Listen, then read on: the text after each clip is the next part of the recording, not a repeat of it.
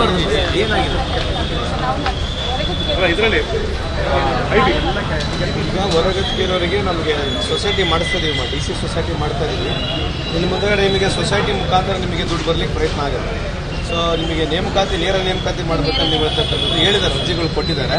ನಾನು ಸರ್ಕಾರ ಅಂತ ಮಾತನಾಡ್ತೇನೆ. ಬರೀ ನಿಮ್ದಷ್ಟೇ ಅಲ್ಲ, ಇಡೀ ಕರ್ನಾಟಕದಲ್ಲಿರ್ತಕ್ಕಂಥ ಸಮಸ್ಯೆ ಇದೆ. ಸೊ ಸ್ವಲ್ಪ ಸಚಿವರ ಹತ್ರ ಮಾತನಾಡಿ, ಆಮೇಲೆ ಅದರ ಆರ್ಥಿಕ ಪರಿಸ್ಥಿತಿ ಸ್ವಲ್ಪ ಮಾತನಾಡ್ಬಿಟ್ಟು ಮಾಡಬೇಕಾಗುತ್ತೆ. ಸ್ವಲ್ಪ ಕಾಲಾವಕಾಶ ಕೊಡಿ. ಅರ್ಥ ಆಯ್ತಮ್ಮ?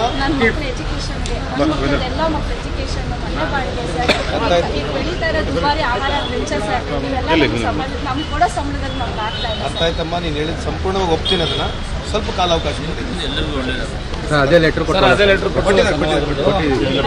ಬೆಳಗ್ಗೆ ಬಂದು ಹ್ಞೂ ನಮ್ಮ ತಾಯಿ ಅರ್ಥ ಆಯ್ತು. ಬೆಳಗ್ಗೆ ಬಂದು ಲೆಟರ್ ಕೊಟ್ಟಿರೋ